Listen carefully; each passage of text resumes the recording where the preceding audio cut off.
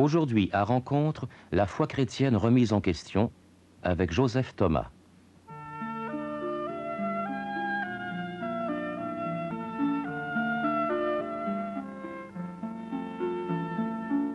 L'humanité a-t-elle besoin d'être sauvée? Les chrétiens prétendent que oui.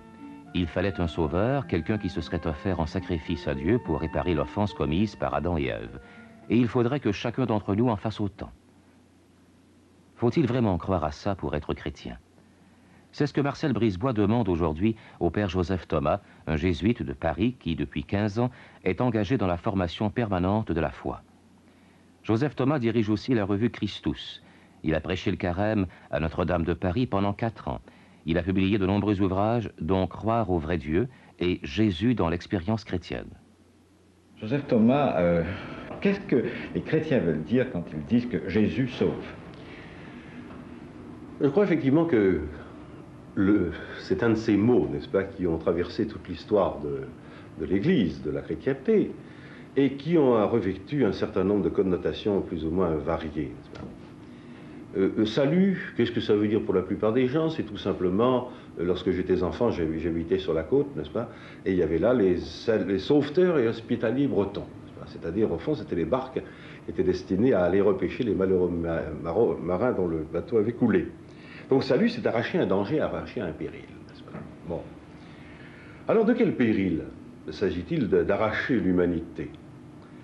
Eh bien, je dirais qu'il s'agit de l'arracher, non pas au péril de l'enfer, ce à quoi spontanément beaucoup de gens penseraient, n'est-ce pas? Mais au péril de la déshumanisation.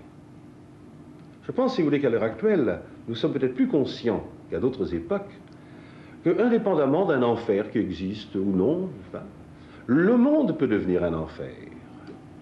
Et que la vie de chacun de nous peut devenir une vie infernale. Et que nos relations entre nous sont souvent sous le mode infernal. Je pense qu'il n'y a pas à discuter de la nécessité d'un salut si on constate simplement, si on ouvre le journal du matin, si on regarde la télévision, on voit bien que les relations entre les hommes sont faussées, que nous vivons dans un monde déshumanisé, littéralement déshumanisé. Alors le problème maintenant, le second problème, c'est de savoir si nous accepterons cette idée apparemment étrange, que le salut nous vient d'un autre. Car spontanément, je pense que la plupart des hommes sont convaincus que ce mal qui empoisonne le monde, c'est à eux de s'en débarrasser et qu'ils en sont capables. Alors c'est là la question. L'homme est-il capable de se débarrasser du mal qu'il porte en lui-même? Et à cela, les chrétiens répondent non. Non. Et ce mal qu'on porte en nous-mêmes, c'est ça qu'on appelle le péché? Absolument. Absolument, à condition de donner là aussi à ce mot tout son poids et de l'enraciner dans ce qu'il a de vraiment réellement humain. Et pourquoi les hommes ne peuvent pas se débarrasser eux-mêmes de ce mal qui est en eux et qu'ils créent entre eux? Bien, voyez, je crois que lorsqu'on parle, vous employez vous-même le mot péché, n'est-ce pas? Et je vous disais attention, attention, attention, donnons-lui son sens vrai. Il y a une première catégorie qu'on appelle péché que je balayerai rapidement. Ce sont toutes les petites transgressions, dirais-je. Et qui d'entre nous, se promenant dans un jardin, n'a pas quelquefois écrasé à droite ou à gauche les plates-bandes qui entourent l'allée? C'est ça la transgression. Alors elles sont nombreuses, elles sont repérables, malheureusement, elles continuent un peu toujours. Mais sous cette couche, sous ce premier niveau, il se cache d'autres choses. Et tout d'abord un second niveau, où ce que vous appelez péché serait mieux exprimé par déviation. Un désir déviant. C'est-à-dire qu'au lieu d'avoir justement cette rectitude qui nous fait aller droit à notre route, nous, délibérément ou progressivement, quelquefois même inconsciemment au départ, nous changeons. Mais il y a un troisième niveau. Il y a un troisième niveau, et j'aime bien le mot péché, quand on le prend dans ce sens radical. Ce troisième niveau, ce n'est pas la déviation. Le troisième niveau, c'est la méfiance. L'homme est malade de la méfiance qui l'habite. Cette méfiance, il l'adresse à ses voisins, il se l'adresse à lui-même et il l'adresse à Dieu. l'inhumanité du monde que nous évoquions rapidement tout à l'heure repose sur ce fond extraordinaire de méfiance dont l'homme est malade. Il y a une maladie de l'homme. Mais je vais vous poser la question naïvement. Méfiance originelle, péché originel. Péché de toujours à toujours. Péché dont on nous raconte le premier exemplaire, et on a le mérite précisément de nous montrer ce sens profond de méfiance qui alors là s'est joué à 100%, mais péché qui se renouvelle en tout homme, que tout homme naît sous le signe de la méfiance. Tout homme naît sous le signe de la méfiance. Tout homme naît sous le signe de la méfiance. C'est ça que voudrait dire le péché originel. Oui, c'est ça que ça veut dire. Mais écoutez, je vais poser les questions les plus naïves. Pourquoi Dieu a-t-il créé un homme méfiant? Pourquoi a-t-il permis que cet homme commette cette faute de méfiance? Ah, bonne question, bonne question. C'est tout le problème, n'est-ce pas, de... Vous savez le mot de Bernanos, le scandale ce n'est pas la souffrance, le scandale c'est la liberté. C'est la liberté qui est scandaleuse. Mais il n'y a pas de liberté s'il n'y a pas simultanément la possibilité de dire oui et la possibilité réelle de dire non. Parce qu'il n'y aurait plus d'amour à ce moment-là. L'amour n'est possible, l'amour qui est le contraire de la méfiance. L'amour n'est possible que sur un premier fond de défiance, surmonté, vaincu, librement. Mais autrement, nous serions des robots. Nous serions des robots asservis. Nous ne serions pas des fils tels que le Père les attend et les cherche. D'où le risque. Alors, fond de méfiance radicale, maladie que nous portons tous en nous. Et je dis bien, méfiance qui, encore une fois, n'est pas d'abord méfiance par rapport à Dieu. Nous sommes autant méfiants les uns des autres que méfiants de Dieu, et nous sommes surtout méfiants de nous-mêmes. Mais est-ce que Dieu n'aurait pas pu créer un être qui ne soit pas méfiant? En quoi la méfiance s'enracine-t-elle dans la liberté? Qu'est-ce qui, comment si la méfiance est liée à la liberté rigoureusement. Nous ne serions pas libres si nous n'avons pas la capacité de dire non d'abord. La liberté, bien sûr, consiste à dire oui, mais encore une fois, il faut, pour que ce oui ait tout son poids, il faut que la possibilité de dire non soit également constante. Lorsque je dis je crois et la foi est un acte libre, c'est parce que je sais que je peux ne pas croire. Venons encore aux choses les plus simples. Admettons ce fond de méfiance, admettons cette faute, maladie, ce péché, cette maladie, etc. Pourquoi fallait-il que Dieu, qui est tout-puissant, fallait-il que Dieu devienne l'un des nôtres, s'incarne pour que ce péché soit anéanti ou surmonté? C'est ça, surmonté. Pourquoi fallait-il? Vous savez, moi, faudrait aller lui demander lui-même, d'une certaine manière. Nous sommes dans les conjectures simplement, n'est-ce pas? Face à ce que dit les théologiens du Moyen-Âge, parlaient des raisons de convenance. C'est pas totalement dépourvu. Pourquoi fallait-il que Dieu vienne parmi nous, que Dieu vive parmi nous dans ce monde de défiance?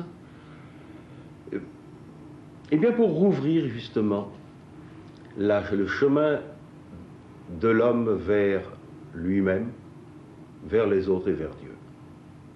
Ce chemin difficile, ce chemin barré, ce chemin qui sans arrêt des obstacles nouveaux se dressent, il est venu les vivre avec nous intégralement et nous a montré le chemin, le vrai chemin, le seul chemin. Parce qu'il a vécu justement une expérience qui, elle, est l'une des causes de notre méfiance. Ou plutôt une des justifications que nous donnons à une méfiance très spontanée. Je m'explique. Je crois, voyez-vous, que l'homme commence par se méfier. Et après, il se donne des raisons. Et la grande raison que l'homme se donne de se méfier, c'est l'image qu'il se fait de lui-même, des autres et de Dieu.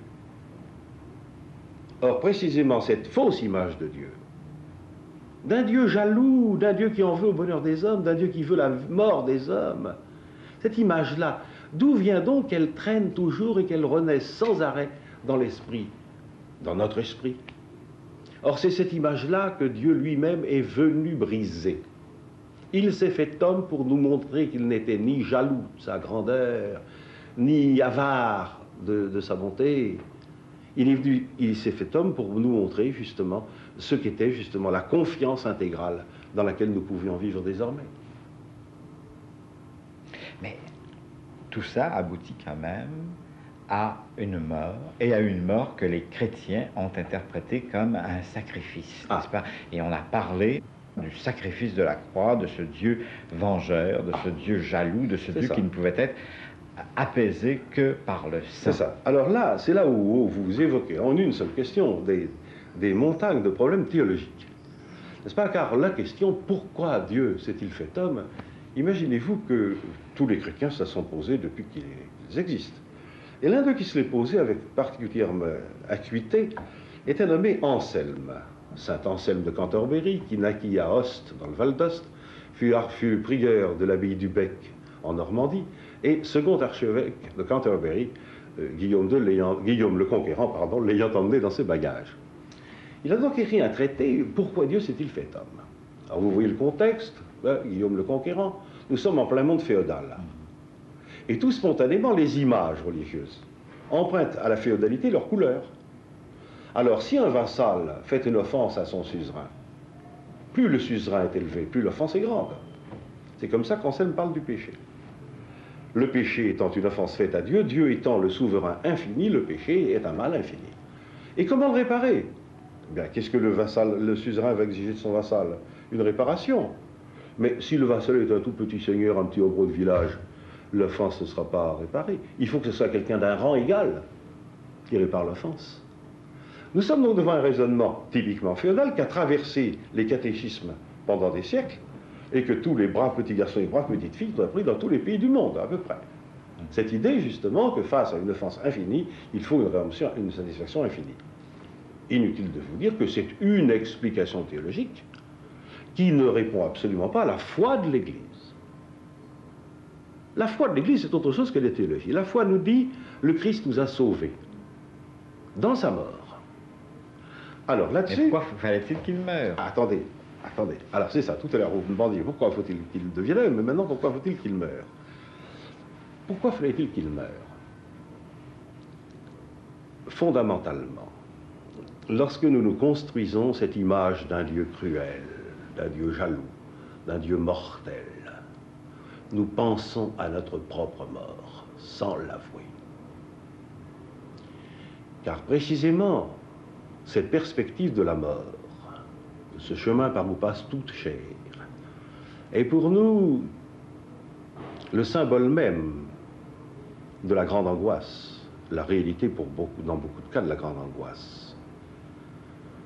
Et lorsque l'homme atteint ainsi à la limite, lorsque l'homme atteint ainsi à la déréliction et à la solitude suprême, à ce moment-là, comment pouvoir justifier encore une confiance inconditionnelle en Dieu? Notre Dieu, nous l'avons bâti avec les peintures de notre peur de la mort. Alors il fallait que Dieu, en Jésus-Christ, vienne vivre cette expérience radicale jusqu'au bout. Et il fallait que là, au plus profond du trou, sa voix s'élève encore pour crier vers Dieu. La mort du Christ nous sauve. Par quoi? Par son sang? Absolument pas. Par sa foi. Il y a un texte de saint Paul qui dit, on le traduit habituellement, il s'est fait obéissant jusqu'à la mort. C'est une très mauvaise traduction, là aussi, qui égare les chrétiens, n'est-ce pas? Le Christ n'a pas obéi à un ordre du Père pour aller à la croix. Il s'est fait croyant jusque dans la mort. Voilà le sens vrai du texte de Paul. Et c'est ça qui nous sauve.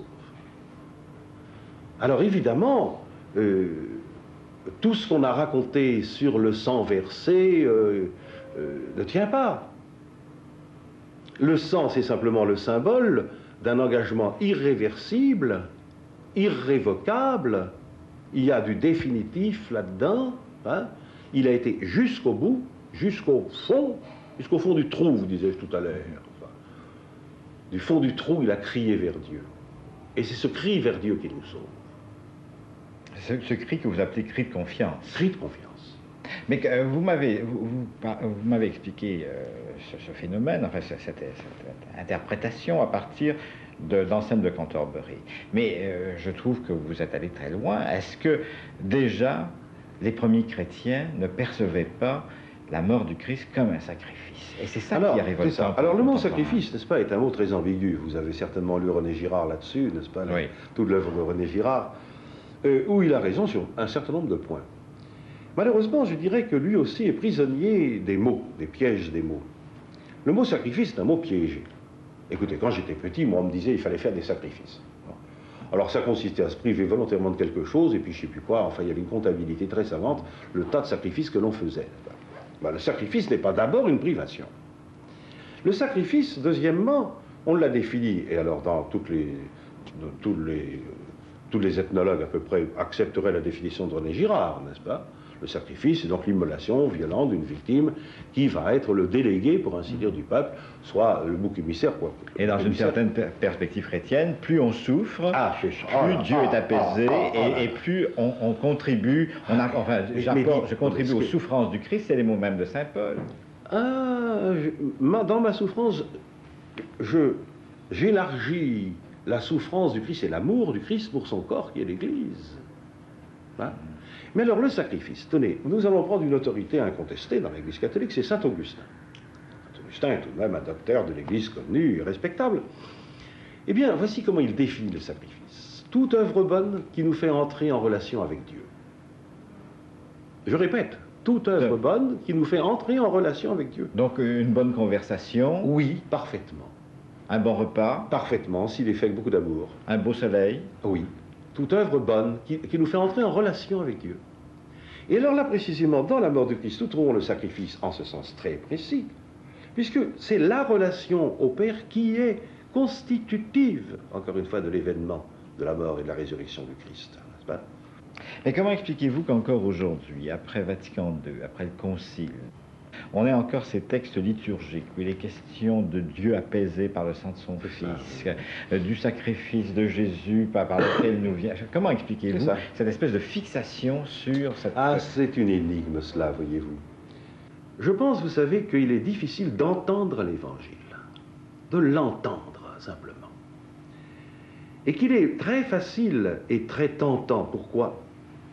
De le travestir, de le défigurer, de lui faire dire autre chose que ce qu'il dit réellement. Pourquoi? Parce que c'est positivement incroyable.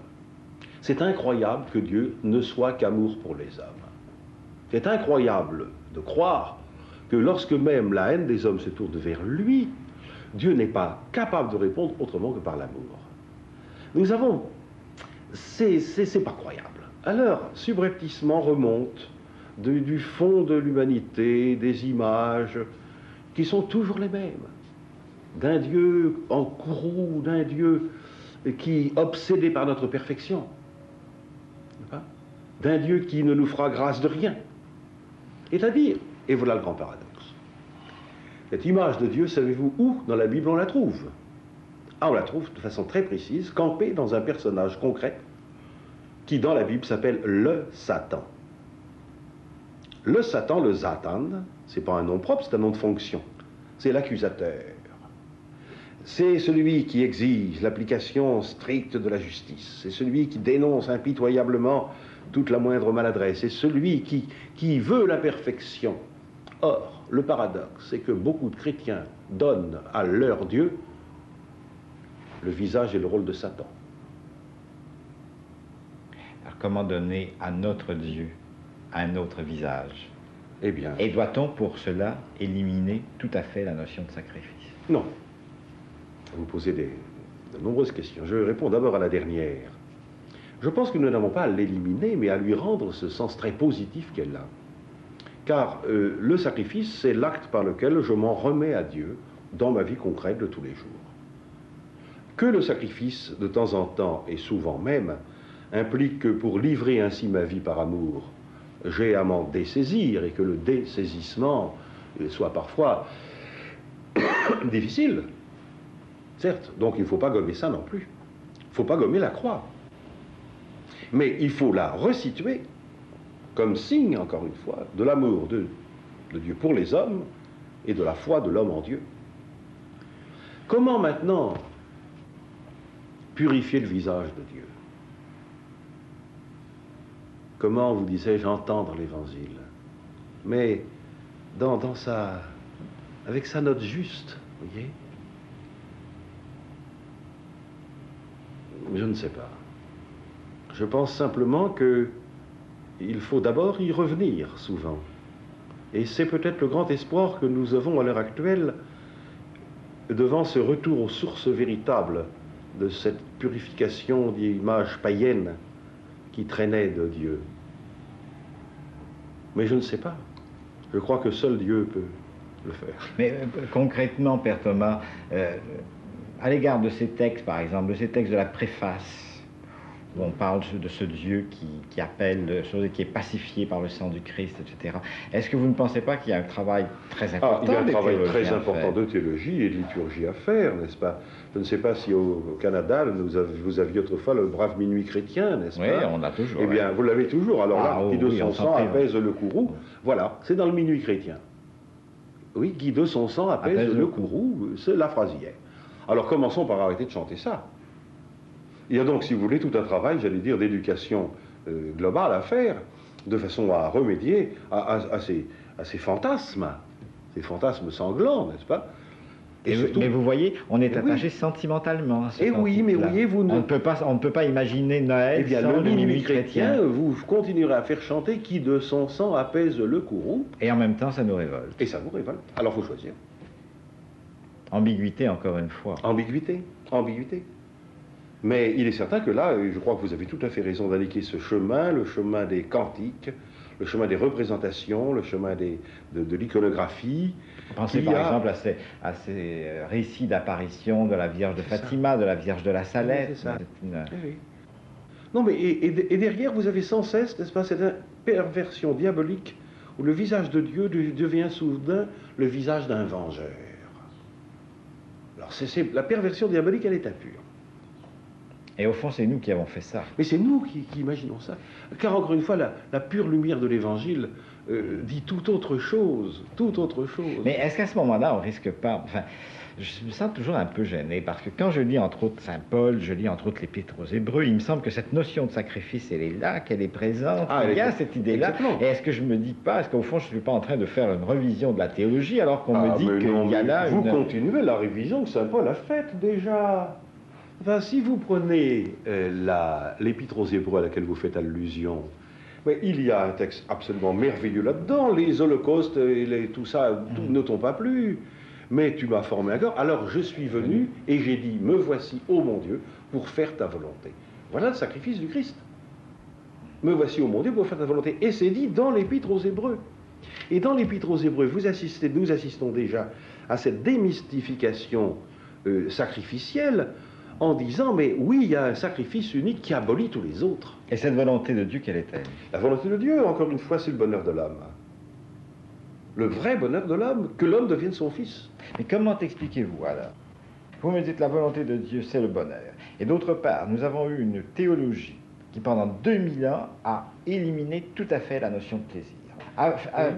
Avoir du plaisir, et en particulier avoir un plaisir physique, jouir du soleil, manger un bon fruit, etc., était conçu comme une chose abominable dont il fallait se garder. Alors donc c'est toute une théologie qui est perverse, c'est tout un discours chrétien qui a perverti l'humanité. Là aussi, non, c'est plus complexe, n'est-ce pas? Tout à l'heure, je faisais appel à l'autorité de saint Augustin. Je vais encore faire appel à lui, car il y a un texte merveilleux où il commente une phrase de saint Jean, « Nul ne vient à moi si mon Père ne le tire. » Et Augustin dit, alors si nous sommes tirés, nous ne sommes plus libres. Et il continue, mais ici, parce qu'il y a deux manières de tirer quelqu'un. Par la violence d'abord, et par le plaisir. Et il donne une large place au plaisir, en citant du reste Virgile, Strait sua quemque voluptas. Chacun est attiré par son propre plaisir, n'est-ce pas? Alors ils disent, ne disons pas qu'il n'y a pas eu, il n'y a pas eu de théologie du plaisir. Mais cette idée, n'est-ce pas de... Tenez, je travaille actuellement... C'est normal, un peu le fondateur de la Compagnie de Jésus à laquelle j'appartiens, Ignace de Loyola. Et il y avait une formule que j'avais vue très souvent, qui court sous sa plume, n'est-ce pas? La gloire de Dieu est le bien de son âme. le bien de son âme, j'ai été voir un peu ce que ça voulait dire. Ça veut dire très exactement ce que vous demandiez vous-même. Que je sois bien. Que l'homme soit bien. Être bien, pas seulement le bien-être au sens matériel du mot, voyez-vous, mais le être bien de l'homme. C'est-à-dire que il y a urgence, et là je suis d'accord avec vous, à retrouver que dans la charité au sens fort du mot, l'agapé, l'amour qui est Dieu lui-même, cette charité serait tronquée si elle ne comportait pas l'amour de soi. L'amour de soi, c'est un devoir. Tu aimeras ton prochain comme toi-même. Alors vas-y donc, si tu t'aimes pas toi-même, pour le prochain, qu'est-ce qu'il prendra? Alors donc, l'idée qu'on nous donnait il y a quelques années, il faut que tu te sacrifies, c'est comme ça que tu vas plaire à Dieu, c'est une idée qu'il faut apprendre à évacuer. Il faut l'évacuer. Il faut y maintenir, bien sûr, que tout amour réel passe par le chemin de croix, ça c'est vrai. Tout amour réel, vous verrez. Mais que, précisément, il passe par, il ne s'y arrête pas. Il n'est pas bloqué là. Ce qui compte, c'est l'amour qui anime quelqu'un. Ce n'est pas le prix qu'il a eu à payer pour réaliser sa performance. Il y a donc tout un travail de purification encore de l'idéologie chrétienne. Toujours, à partir de l'écriture, à partir de l'évangile. Oui. Mais en essayant de garder une ligne quand même droite, parce que c'est pas facile de dire je laisse tomber ça parce que ça, Saint-Paul me semble exagéré, et je garde ça parce que ça semble faire mon affaire. C'est-à-dire qu'il faut essayer surtout de voir qu'est-ce qu'il veut dire exactement. Il y a tout ce travail, qui est le travail des exégètes, des théologiens, de dégager justement d'expressions qui sont empruntées à un contexte culturel qui n'est plus le nôtre. La signification toujours actuelle, le message toujours permanent qui cherche à s'exprimer. Et travail, et on revient au début de ce que nous avons dit, travail qui se fait en Église, qui se fait avec les autres. On est avec les autres. Où les uns et les autres, nous critiquons dans notre compréhension de l'Évangile, du message de Dieu. Bien, Joseph Thomas, je vous remercie. Rappelons que le père Joseph Thomas, jésuite, est directeur de la revue Christus. Il a publié de nombreux ouvrages. Jésus dans l'expérience chrétienne aux éditions Bellarmin, Rupture chez Detlef Brouwer, Croire au vrai Dieu aux éditions du Centurion, La foi égarée chez Detlef Brouwer et plusieurs autres. Le père Joseph Thomas dirige aussi à Paris une école de la foi pour les adultes. La fête de Noël n'est-elle qu'un mythe? René Laurentin, spécialiste de la Bible, pose la question à Rencontre mardi prochain à 22h20, 23h20 dans les Maritimes.